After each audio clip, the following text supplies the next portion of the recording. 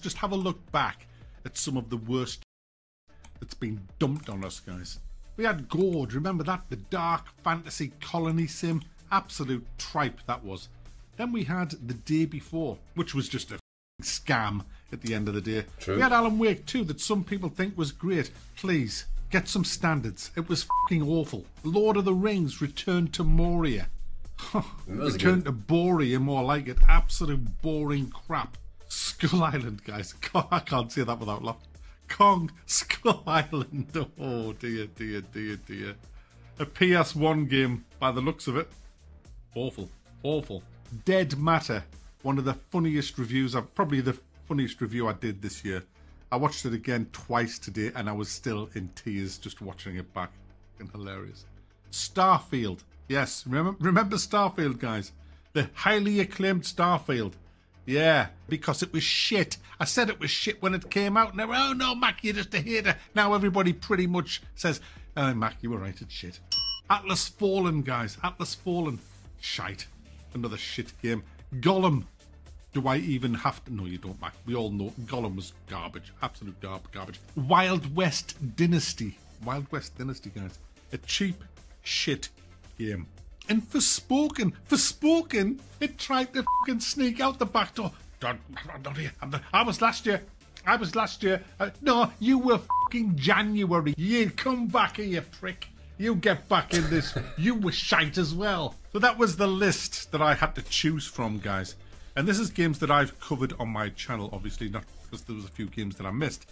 But I've narrowed it down to 5. Now, I know what you're all thinking. It's easily The Day Before. Well, no.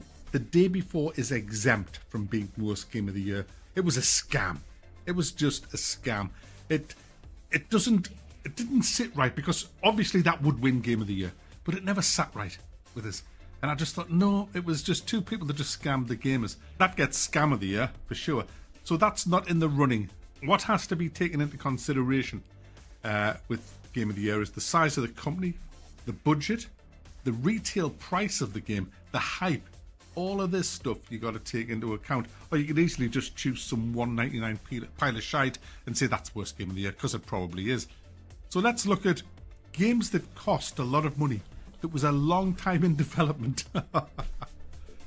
But this next one, Dead Matter, guys. A zombie game from Kickstarter. It was Kickstarted, this. And a lot of people lost a lot of money when it came out, because it was absolute pure garbage. And my favourite bit of the review for Dead Matter is the very end, where I talk about how all the Kickstarter backers have been so excited for this coming out, and then it finally releases. Well, I've got about Myri's fucking balls, mind. Hey, now, his gonads must be like fucking melons to do that. I don't think I'd have the fucking cojones to do that. Imagine that, taking money from people all over the fucking world, millions of dollars, have them wait, what, since 2012? and then oh, fucking hell, help. Oh, and then the day has come. Here we are. I give you Dead Matter. Oh, fucking God. That's I'd love to see the faces of the backers. Oh, fuck me ribs. And on that bombshell. I'm gonna go. It's not worth a buy. Oh. Then we have Skull Island, guys. Skull Island. My goodness, what an abomination Skull Island was. The graphics alone should pretty much give it worst game of the year. Absolute tripe it was. £47. That's how much this is with the day one DLC. £47.78. You can't even alter the fucking keys. You can't alter the fucking speed of the camera. It looks like you fucking scraped some rotten feces off old Meg cake hole and just smeared it all over your fucking screen. There's the game. There's the game. Fuck off. How dare you? How dare you? How dare you release this shite? The base game, guys. The base fucking game. No wonder they wouldn't give us a fucking key. The base game is only, it's 20% off, guys. It's 20% off. Recommended retail price, 35 fucking notes. Are you insane? It's 20 off. Get it for $27.99. Come on, roll up. You sir, $27.99. 6'6" guy in a fucking monkey suit running around with shit graphics, shit world, shit enemies, shit combat. You can't control the fucking ape. You can't change the camera speed. You can't change your keys. You can do fuck all, mate. £27 to you, sir. Sold. Definitely a contender for worst game of the year. Could get it. It could get it, guys. Redfall. Was that this year? Huge budget, huge company, huge game. Absolute tripe. The AI was fucking horrific in this game. Everything was, apart from the actual graphics in the town. Here's a clip. Hey, you, I see you. In a second, I'm going to raise my gun and dead.